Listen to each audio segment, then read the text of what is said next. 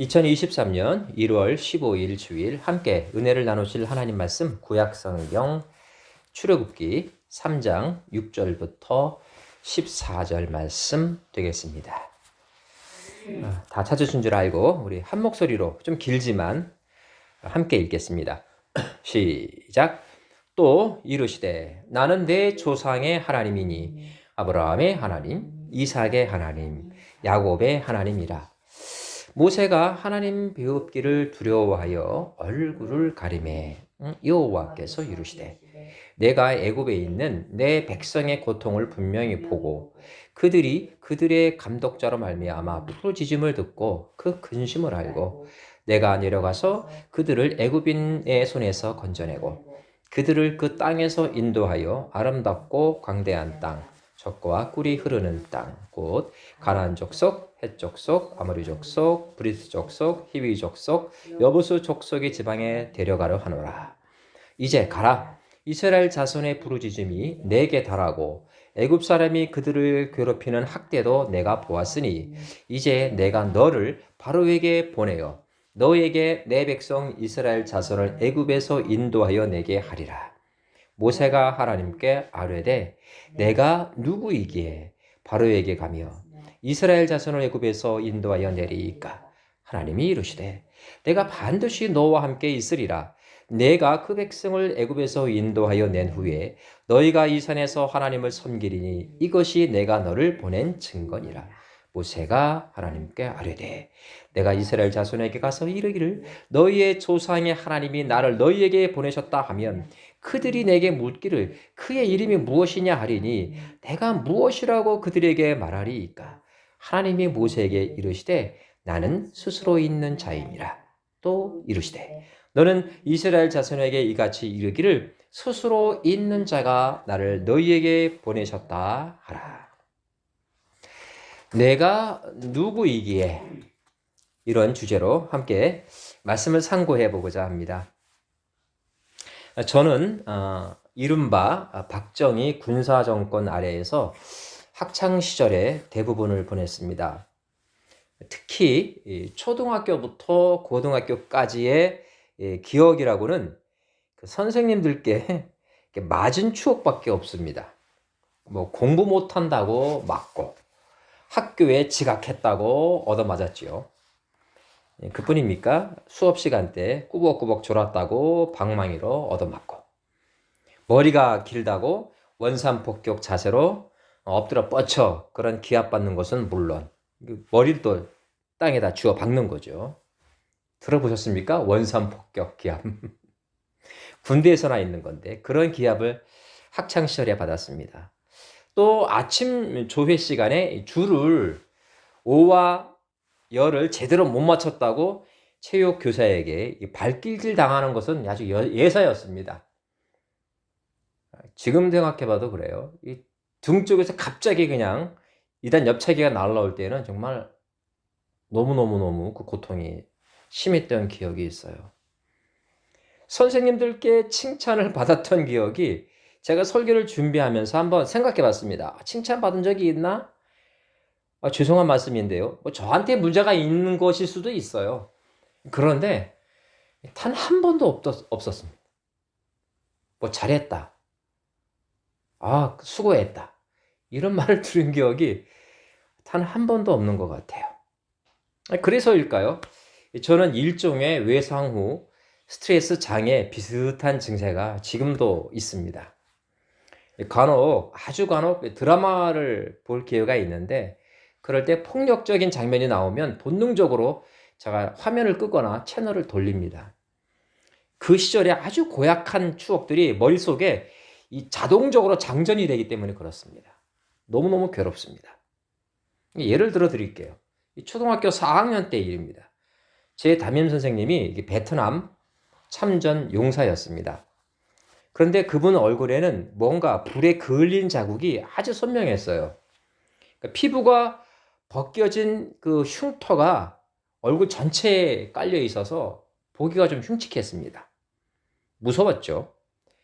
근데 미군이 아군 진영에 잘못 투하한 그 백린탄 때문에 그런 피해를 입게 된 것이죠. 그분은 전형적인 PTSD, 그러니까 Post Traumatic Stress Disorder, 즉 외상 후 스트레스 장애 환자였습니다. 약을 먹는 것도 제가 여러 번 봤어요. 어린아이들을 특별한 이유도 없이 그냥 구타합니다. 그냥 때립니다. 손으로 때리면 나아요. 손에 뭔가 도구를 들고 때린단 말이죠. 저 역시 그분한테 얼굴과 엉덩이에 피멍이 드도록 맞은 적이 있습니다. 지금 생각해보면 언제나 분노에 찬 얼굴. 누가 나한테 시비를 걸기만 해봐. 막 죽여줄 테니까. 뭐 이런 감정 상상 가시죠? 그런 감정들이 가감없이 얼굴에 항상 드러나 있어요. 그분의 장애로 인해서 순수했었던 제 어린 시절이 크게 망가졌으니까 참 우리는 그때 서로 간에 불행한 시대를 살았던 것 같아요. 서울 아산병원 홈페이지에는 이 외상후 스트레스 장애에 대해서 이렇게 설명하고 있더라고요. 마음에 주는 심각한 충격적 경험 후에, 말이 좀 어렵다, 그죠? 충격적 경험 후에 나타나는 불안장애. 말은 어렵지만 상상해 가실 거예요. 남성들은 주로 전쟁에 의해서, 여성들은 강간이나 혹은 물리적 폭행을 당한 후에 발생한다고 합니다. 요즘 보면 그 법조 드라마가 많이 나오는데 여러분 많이 시청하셔서 잘 알고 있을 거예요. 그게 어떤 결과를 낳게 되는지. 이 병이 아주 고약한 이유는요, 본인이 그런 장애를 갖고 있는 사람이 원치 않아도 반복적으로 그 충격적 사건이 자꾸 회상이 되기 때문에 그러합니다. 그러니까 바꿔 말하면 잠잘 때만 그런 증세가 드러나는 것이 아니라 일상생활을 하는 대낮에도 발작적으로 그 증세가 나타날 수 있다고 합니다. 그러니까 그 병을 갖고 있는 환자 주변 사람들이 언제든지 큰 피해를 입을 가능성이 존재한다는 점에서 사회 전체의 관심이 필요한 겁니다. 자, 인류 최초는 아니더라도요, 성경에 등장하는 최초의 이 외상후 스트레스 장애 환자가 바로 오늘 본문의 주인공 모세입니다. 이 모세의 이야기는 정말 길지요. 굉장히 깁니다. 그러니 이 짧은 설교에서 그의 인생 역정을 다 다루기에는 좀 부적절하죠. 단축해서 요약해서 그의 이력을 잠시 살펴보겠습니다. 모세는 이스라엘 12지파 가운데 레위 지파 사람입니다. 어머니는 요게벳이죠. 요게벳. 혹시 들어본 적이 있을지 모르겠습니다. 요게벳. 성경에 자주 등장하는 아론과 미리암. 이 두 분이 모세의 형과 누이가 됩니다. 하필 모세가 태어난 시기에 히브리 민족은 너무나 번성을 해서 엄마 아빠가 아이들을 너무너무 순풍순풍 잘 낳아가지고요, 인구가 폭발적으로 늘어난 겁니다. 그래서 애굽 왕 바로는 위기의식을 느낍니다. 너무 당연한 거죠. 그래서 히브리인 신생아 중에서 남자아이는, 여자아이는 살려두고 남자아이는 전부 죽여버려라, 이런 명령을 내리게 됩니다. 정말 극단적인 산하 제한 정책인 것이죠. 이렇게 모세는 태어날 때부터 어떤 운명입니까? 죽을 운명을 갖고 태어났습니다. 어머니는 차마 그렇게 할 수가 없어요. 그래서 그의 어머님 요게벳은 3개월까지 아이를 기른 다음에 더 이상 숨길 수가 없으니까 모세를 갈대 바구니를 만들어서 그 아이에 넣고 강변 갈대밭에 살며시 숨겨둡니다. 그런데 바로의 공주가 그 아이를 발견하고 왕궁으로 데려가죠. 거기서 히브리인 모세는 40세가 될 때까지 애굽의 왕자로 자라게 됩니다. 뭐 인생 역전 이렇게 부르기에는 참 너무나 숨겨진 복선이 많게 돼요. 그의 배경을 살펴보면. 그런데 이 모세는 자신이 히브리 사람이라는 의식이 성장하면서 점차 싹트게 됩니다. 어떻게 보면 숨길래야 숨길 수가 없는 거예요. 애굽 왕의 공주가 그 아이를 데려올 때부터 혼자 데려온 게 아니잖아요. 주변에 눈이 얼마나 많이 있었겠습니까? 공주님이시니. 숨길 수가 없는 거죠. 40년 동안 모세는 그래서 일종의 트라우마가 있었던 셈이죠. 자신의 동족은 노예로 고생을 하고 있는데 나는 왕궁에서 편안하게 살고 있다. 이런 설명할래야 설명할 수 없는 이 이중적 감정이 일종의 핵폭탄처럼 그의 내면에 잠복해 있었다 이겁니다. 결국 모세는요, 이 감정을 제대로 컨트롤하지 못했습니다. 히브리 사람을 괴롭히는 이집트인 감독관을 죽이게 됩니다. 그런 결국 왕궁을 떠나게 되죠. 바로가 이 사실을 알고는 그를 죽이려 했기 때문입니다. 이 내용이 오늘 우리가 읽은 출애굽기 본문 직전까지의 대략적인 스토리입니다. 오늘 본문은요, 시나이 반도 근처 미디안 광야에서 80세가 다 된 모세가 야훼 하나님을 극적으로 만나는 사건을 다루죠. 보통 어떻습니까? 우리가 꿈에서라도 하나님을 만났다, 주님을 배웠다, 이럴 때 우리의 반응은 어떻습니까? 큰 희열을 느끼게 됩니다. 저도 많지는 않지만 몇 번의 그런 희열을 맛본 적이 있습니다. 야, 나도 드디어 예수님을 만났구나. 그토록 오랫동안 기도해 왔었던 큰 비전이 이루어지려나 보다. 어떻습니까? 이런 마음을 갖게 되는 게 일반적이죠. 그러면서 마음속으로 환호하게 됩니다. 특별한 만남을 가졌다. 이런 기쁨이 있는 거죠.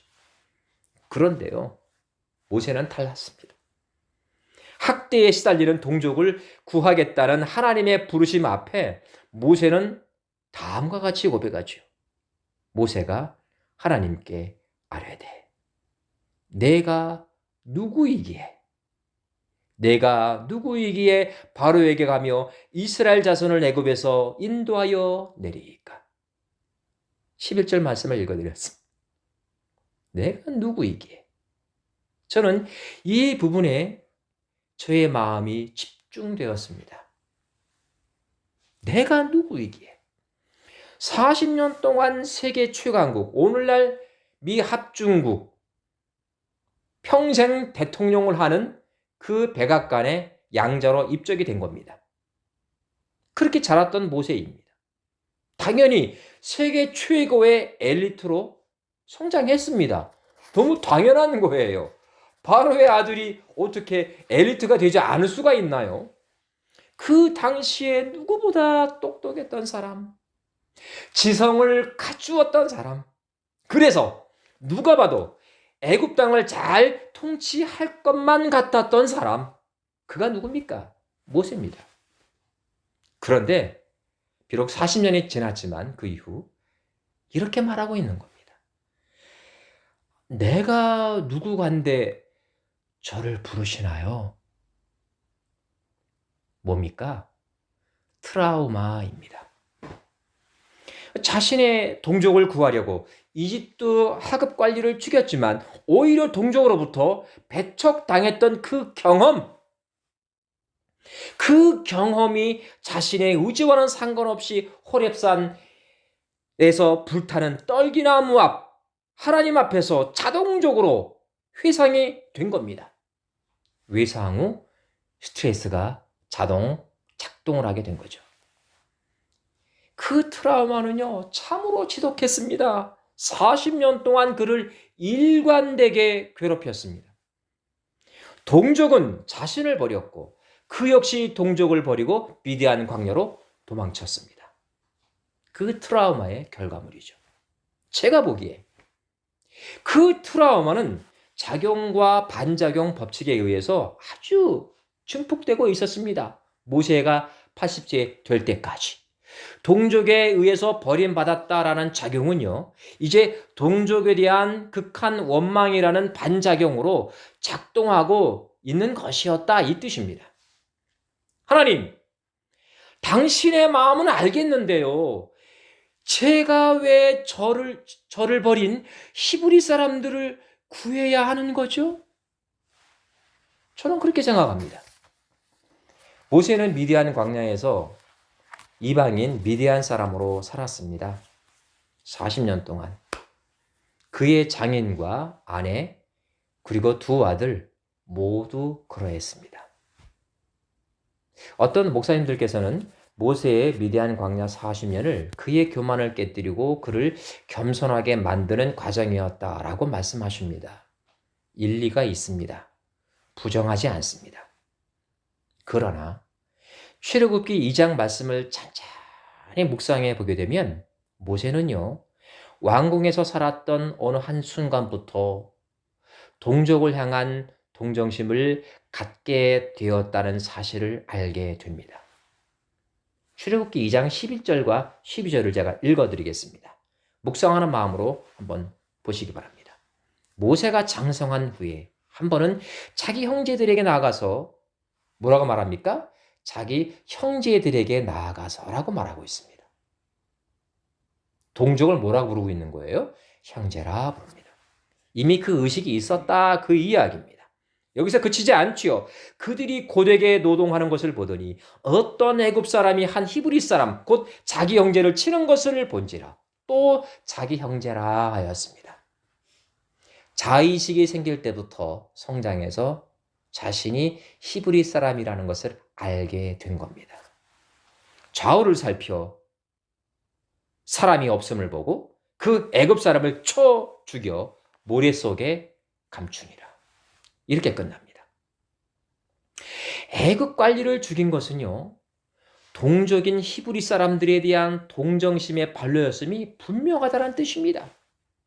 그리고 모세가 정말 그렇게 혹자의 말씀처럼 그렇게 교만한 사람이었다면 그 죽은 애굽인을 모래 속에 감출 필요도 없었습니다. 한번 곰곰이 생각해 보세요. 만일 모세가 애굽 사람이었다면 대제국 애굽의 왕자가 애굽 사람 하나를 죽였다고 해서 문제가 될 것은 하나도 없습니다. 오히려 그 애굽인이 노예 관리를 제대로 못해서 제가 죽였습니다 하게 되면 아버지 바로가 그랬냐? 라고 넘어갈 일입니다. 모래 속에 시체를 몰래 감출 필요가 없었다는 거죠. 모세가 애굽 사람 왕자였다면. 그러나 모세는 자신이 애굽 사람이 아니었다라는 것을 알고 있었습니다. 이런 추론들을 종합해 보면 모세가 교만해서 애굽 관리를 죽인 것이 결코 아니라는 것을 우리는 알게 됩니다. 그는 동족 히브리 사람에 대한 동정심이 평소에 존재하고 있었고 어느 한순간에 그것이 폭발해 버린 겁니다. 제가 보기에 모세의 왕궁 40년 생활은요, 일종의 열등감 혹은 소외감으로 가득하지 않았을까 싶습니다. 아까도 말씀드렸습니다만 동족은 개고생을 하는데 나만 편안하게 살고 있다라는 미안함. 이것 때문이죠. 무엇보다 바로 왕과 그의 형제들이 언젠가는 나의 정치를 폭로할 수 있을 거다라는 불안감. 이것 또한 그를 자주 괴롭혔을 겁니다. 내가 누구이기에? 이 말은 동족인 히브리인들에게도 그리고 한때 이집트의 왕자로 살았지만 역시 그 애굽 사람들에게도 버림받은 그의 정체성 혼란을 그대로 반영해 주고 있는 말입니다. 내가 누구이기에? 저는 설교를 준비하면서 이 말을 반복해 묵상했습니다. 모세가 40년 동안의 미디안 광야 생활에서 얼마나 외로웠을까 하니 그런 생각을 곰곰이 하게 되니까 눈물이 절로 나왔습니다. 히브리 사람이라고 하기에는 너무나 애매한, 그렇다고 해서 애굽 사람은 더더욱 아닌, 거기다가 미디안에 거주하고는 있지만 미디안 사람도 아닌 그런 애매모호한 정체성 혼란이 있습니다. 한마디로 트라우마 상태인 거죠. 이런 혼란한 가운데에서 느닷없이 하나님께서 그를 부르신 겁니다. 이런 상황에서 네, 하나님, 제가 여기 있습니다. 저를 보내주십시오. 라고 했었던 선지자 이사야의 고백이 나올 수는 없는 겁니다. 하나님, 저 좀 가만히 내버려 두세요. 저 지금요, 굉장히 힘들거든요. 아마도 그의 속마음은 그 당시에 그러지 않았을까 싶어요. 외상후 스트레스 장애 환자였던 모세가 여호와께 저항할 수 있었던 최대치의 고백이 바로 이거였습니다. 하나님, 왜 하필 저입니까? 그래서 모세는 출애굽기 4장 1절에서 다음과 같이 말함으로써 그의 본심을 비로소 드러냅니다. 그리고는 그의 멍든 마음이 그 고백을 통해서요, 조금씩 치유되기 시작합니다. 읽어드립니다. 모세가 대답하여 이르되, 그러나 그들이 나를 믿지 아니하며 내 말을 듣지 아니하고 이르기를 여호와께서 내게 나타나지 아니하셨다 하리이다. 모세는 애굽의 히브리인들이 자신을 믿지 않을 거라고 단언하고 있습니다. 왜일까요? 여러분 다 알고 있죠? 트라우마 때문입니다. 순수했었던 자신의 동정심을 발로 차버렸던 그들에 대한 배신감이 마음속에 여전히 앙금처럼 남아 있습니다. 해소가 될 수 없는 큰 바위 덩어리인 거예요. 글쎄요, 그때 애굽의 히브리인들 사이에요, 저 애굽의 왕자 모세가, 바로의 아들 모세가 히브리 사람이래, 이런 소문이 있었는지는 저는 모르겠습니다. 성경에 나와 있지 않기 때문입니다. 따라서 우리는 섣부른 판단을 할 수가 없습니다. 다만 이거는 확실합니다. 왕국 내에서의 그의 탄생 비밀은 더 이상 비밀이 아닙니다. 고작 애굽의 하급관리 한 명을 죽였다고 해서 바로 왕이 모세를 잡아와서 죽여라 라고 명령을 내린 것만 봐도 그러합니다. 아버지 바로 왕도 모세가 애굽 사람이 아니라는 걸 알고 있었던 증거죠. 자, 이런 이유로 해서 자신을 보호하지 않았던 히브리 사람들이 40년이 지난 이 시점에서 나의 말을 믿을 수 있겠습니까? 라고 하는 의심은요, 너무도 당연한 겁니다. 모세의 트라우마, 우리는요, 이것을 단순하게 해석해서는 안 됩니다. 왜냐하면요, 우리 역시 이런 신앙적 트라우마를 갖고 있기 때문입니다. 좀 부끄럽지만 저 역시 그러합니다. 저는 청년 시절 교통사고 전문 병원이었던 서울 백병원 전도 대원이었습니다. 주일 예배를 마치고 간단한 모임 후에 오후마다 백병원에 가서 다리가 잘리고 팔이 절단된 분들을 향해 복음을 전했습니다. 고맙다라는 말보다는 저주에 가까운 말을 더 많이 들었습니다. 그뿐이 아니죠. 영등포 역전에 나아가서 복음을 외쳤습니다. 또 창녀촌을 돌아다니면서 예수님을 전했습니다. 지금 생각해도 그런 용기가 어디서 나왔는지 참 신기합니다.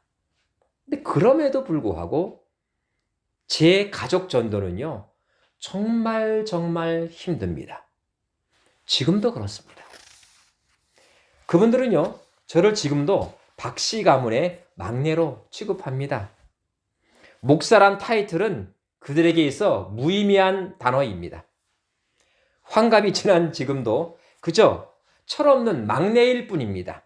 코 흘리게 막내. 막내인 내가 우리를 가르치려고 들어? 웃기지 마. 하나님의 아들이라고 하는 내가 지금 그 꼬라지로 살고 있니? 이런 말을 가끔 듣기도 합니다. 이래서요, 가족 전도는요, 제게 지금도 큰 트라우마입니다. 극복하기가 너무너무 어렵습니다. 모든 것이 물질 만능주의인 그분들에게 예수님을 전하는 것이 저에게 남겨진 어찌 보면 마지막 선교적 비전일 수도 있겠다 저는 요즘 그렇게 생각합니다. 그런데 말입니다. 애굽 왕궁에서의 모세와 미디안 광야에서의 모세는 한 가지 면에서 큰 차이가 있습니다. 그것은 바로 하나님이 모세 옆에 서 있었느냐 혹은 아니냐의 문제가 바로 그거입니다. 오늘 본문, 함께 읽은 본문 12절에서 하나님은 모세에게 다음과 같이 말씀하죠. 한번 여러분 눈으로 보시기 바랍니다.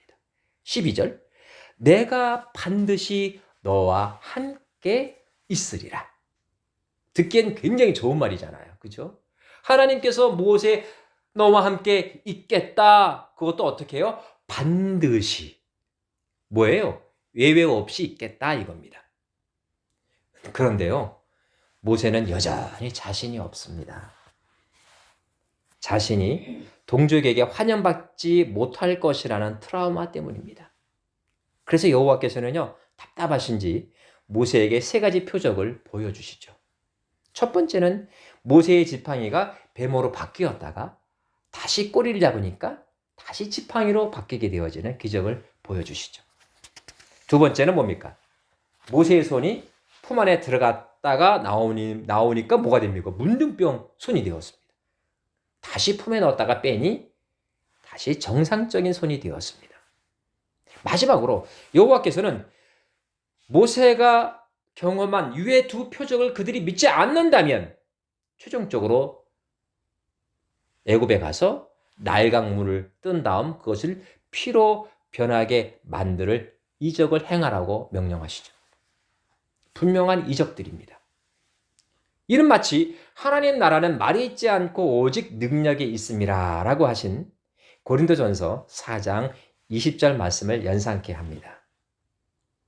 아무튼 출애굽기 2장부터 4장 말씀을 종합해 보면요, 모세의 트라우마는 하나님께서 그와 함께 하셨다 이 말이 등장하지 않았던 시기에 발생했다는 것을 우리는 알게 됩니다. 이게 무슨 말이에요? 모세가 사람을 죽였을 당시에는 하나님께서 그렇게 하라라고 명한 것이 아니다 이겁니다. 그것이 교만한 마음에서 비롯된 것인지 아니면 저의 생각처럼 순수한 동족을 향한 동정심의 발로에서 행한 것인지 자세히 알 수는 없지만 그 행위는 아무튼 하나님께서 지시하는 것이 아니었다. 이것만은 분명합니다. 동의하시죠? 모세의 신앙적 트라우마는 정말 지독했습니다. 이미 살펴본 것처럼 두 번씩이나 하나님께 대하여 저항하던 모세는 출애굽기 4장 13절에서 최종적으로 다음과 같이 결정타를 날립니다. 누구를 향해서? 하나님을 향해서. 이렇게 말합니다. 오 주여, 보낼 만한 자를 보내소서.